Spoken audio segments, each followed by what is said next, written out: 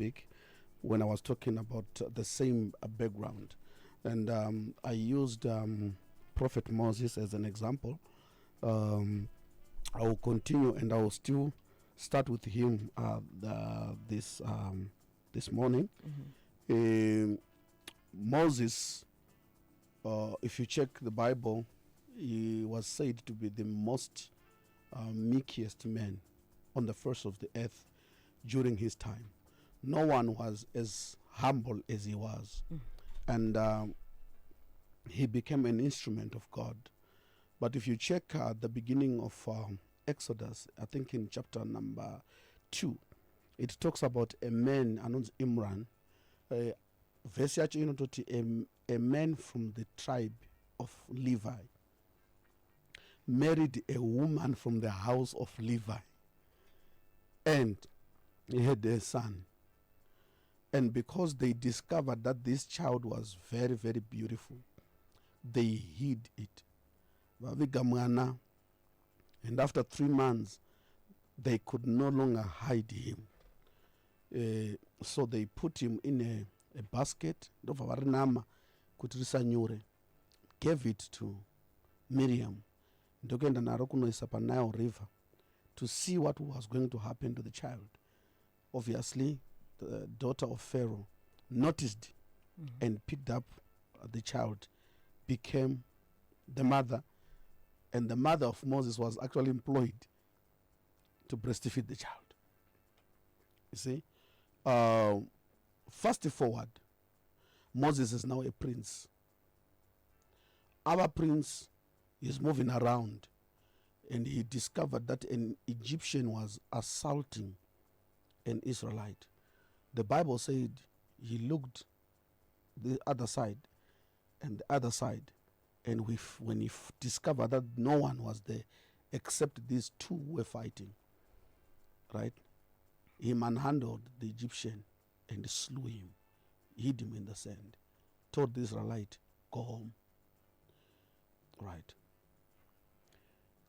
Fast forward, he runs away. 40 years later, God meets him. He's sending him back to Egypt to deliver the children of Israel from the hands of Pharaoh. He's arguing. He doesn't want to go. Obviously, he's afraid, etc. And God says something. And he says, isn't Aaron your brother there? He is waiting for you. You shall be a god unto Pharaoh, and Aaron your brother will be your prophet.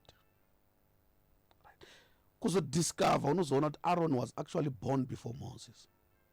But ukadzokera ku chapter 2 pari kutsanangurwa kuti kune murume akasangana nemukadzi vakazvara mwana, zvenge ndiye mwana wekutanga. Basi ukazoronda uchaona kuti mwana ataurwa panapa ndi Moses chete. Miriam has not been added. Yeah.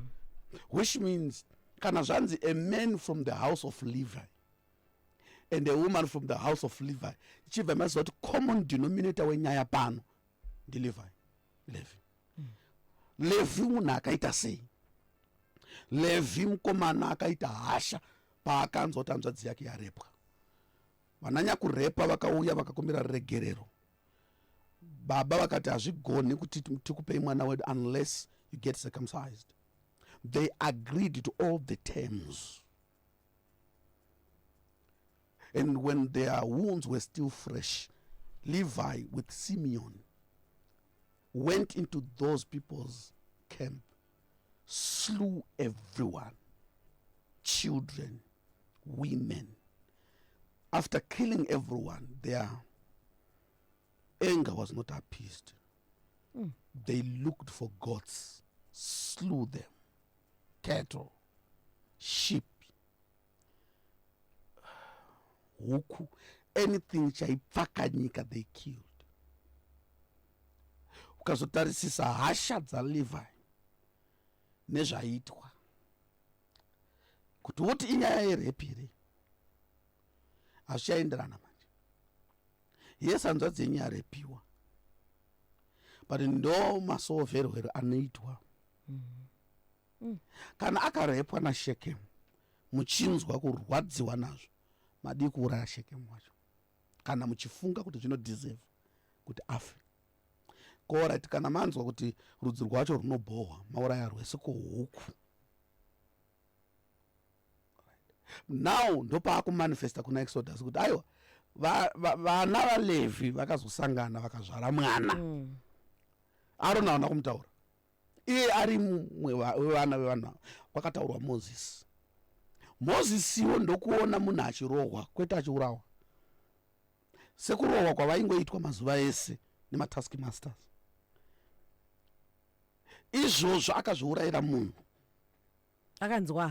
Akanzwa hasha dzekuti akatasauka akatomuuraya. Remember, he was now a prince. He would have just stopped the person from doing whatever he was doing. Or he would have beaten the daylights out of that guy. He was not going kumdzorera because of royalty. But no.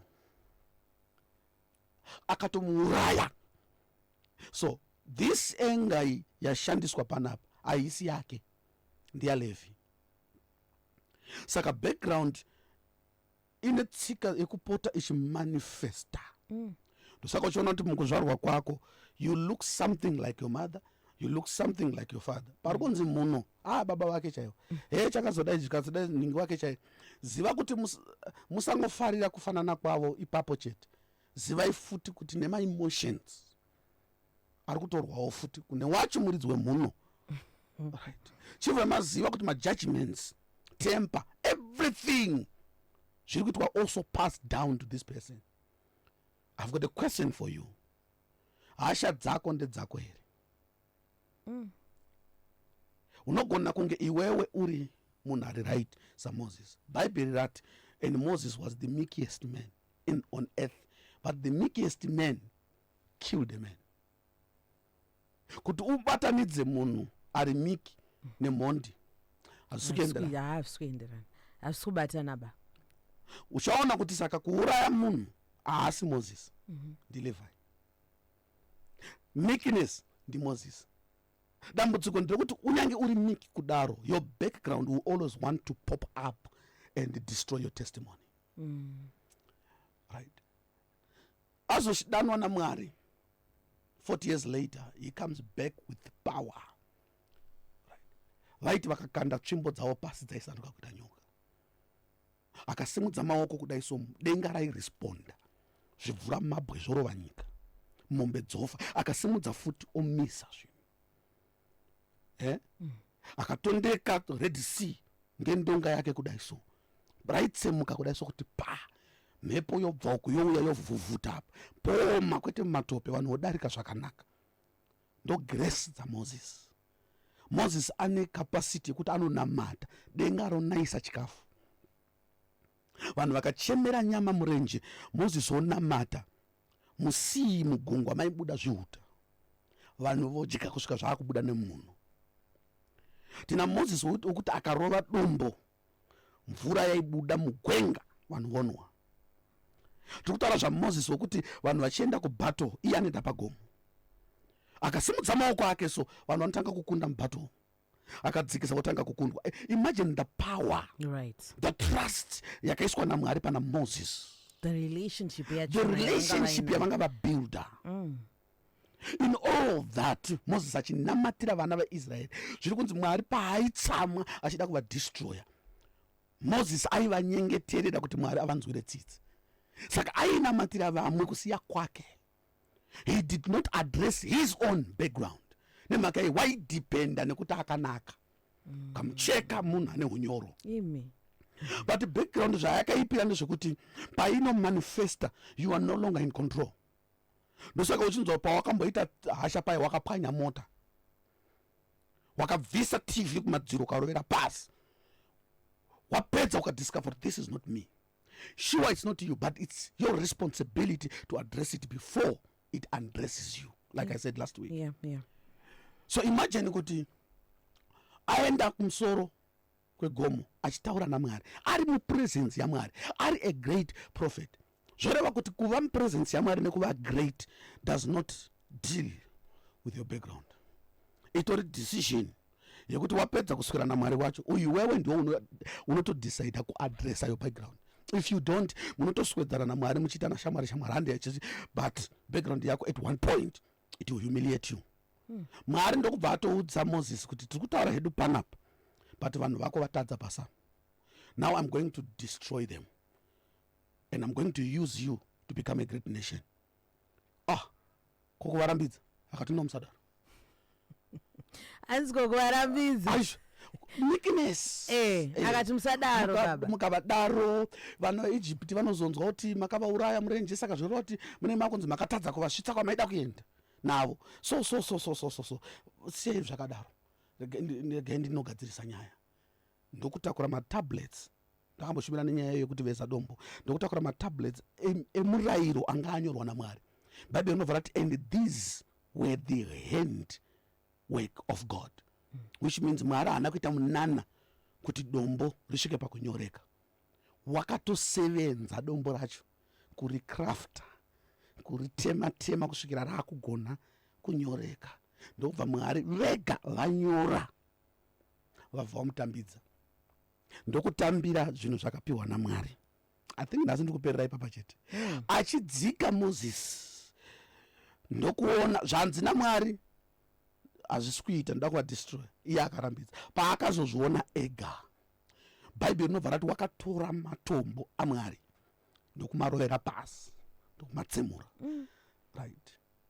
Yapinda background yakika in. Ko unyoro wamuchitaura muchitsura. Alright. Anga ne unyoro wokusvika pakutsura Mwari. Kunzwa kuti Mwari hasha dzenyu hadzisi correct. Ngative ine mutsa pakati pedu. Achizvituma Kristu. Okay. But paakasvika iye alanda baya akarovera pasi kuti pwa. Anoperera ipapoka. Zvanzi akasvika pachimhuru chegoridhe chavakanga vanhingikina vachinamata. Ndokubva achitora, ndokubva achiisa mumota vachinyungudutsa. Achinyungudutsa ndokubva achikanya, achiita magranules, powder, ndokuisa mumvura, ndokutanga kunwisa vanga vachinamata zvisiri izvo. Imagine kuti power iroro rekuti anogona kuzviita kuvanhu 3000 vanga vachiita misikanzwa ari 1 vakamukwana. Kureva kuti zvezvo vamboti tidzosere, achivasirira muchifunga kuti Moses akada mushemushe, Levi akabudikira paari amamukwanise imi. Imagine kuti ainwisa vanhu gold rakasangana nemvura achivadutirisa. Ndokubva ati vese vari kuita zvaMwari ekunoku vanga vachiita zvisiri zvoendai uku. He killed 3000 people that very moment. Right. Remember zvakatika kwasheka, zvakati wanda Levi abudikira manje. Apa manje beta uye yanga angori Levi chete. Uyu ndi Levi pastor. And pari kuti kwezvo ari kuti achangobva kugomo reSinai achipenya pameso kudai zvokumba kwavo zvavo zvauya naiwe. Saka iwe ndiwe unokodzera kudhila navanhu avo, kwete Mwari. Wanga uchirambidza Mwari wani kuzvizva wakuita izvi. Ndosaka uchiona kuti unotsura, unofarira zvinhu zvakanaka, but iwe unozozviita on steroids.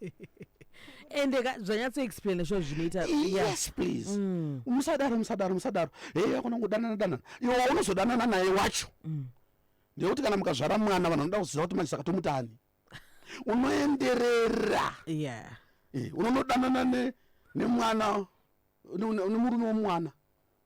Mukwasha wako ndiye anozoita ndiwe nhombo yaunozotakura iwewe. It has nothing to do with you. Check your background. Zvokuti vanhu vakatotaga vanhu vakawanda kuti vanyengeri. Aiwa havasi vanyengeri. Ndo zvavatori vanotoda kuva vanhu kwavo, but vane mabackgrounds avasina kuadresa.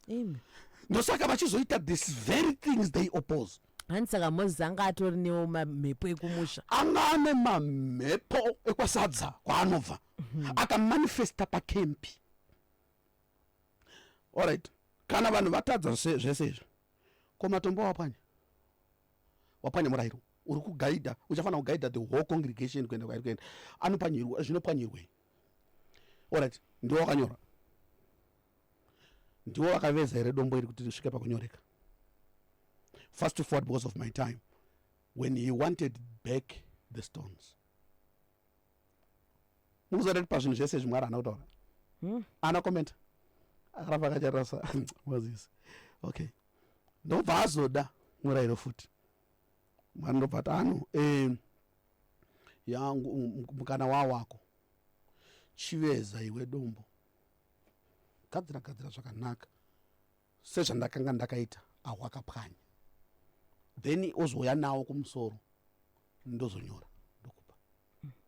In other words, God is saying hauna idea value iri pamatombo andakakupa, ndikuti ndakakupa a finished work. So because of your background I have to teach you how to value things. Kwanga kuina basa reo, anga ane basa irori, Mwari anakupa basa reo basa, akati iwe prophet tora sando nechezera tanga kugadzira, svikira so achitanga akazara dota kudai so zvikamboramba ropwanyika otsvaga rimwe kusvikira agadzira dombo okwidza naro kumusoro. Mount Sinai is 2.2 kilometers kukwidza, right? Wakatakura matombo, Mwari wonyora wodzika naro, ndo akazochengetedzeka. Saka ndichipedza, dzimwe nguva relationship yawainayo iri kukurwadzai, pane yawakapiwa ukapwanyira pamatombo so Mwari akazokupa yekuveza kanjani. Receive John. God bless you. To be continued. Zviri safe reshe. Ndo maperera taita here Bishop. Toita sei kuti tikontinue. Matambudziko. Aiwa. Ndikatemwera vanhu pasi. Vada kubata ivuno waMwari. Cheche pa phone. Plus 263 773 115 773 115 025. And then to the service Manero 5 to 7, and then we've got an all-night prayer where we are dealing with this evil background on Friday from 8:30 till morning. God bless you. Amen. Amen. We're also live on Facebook. You can go watch and share with someone. Taking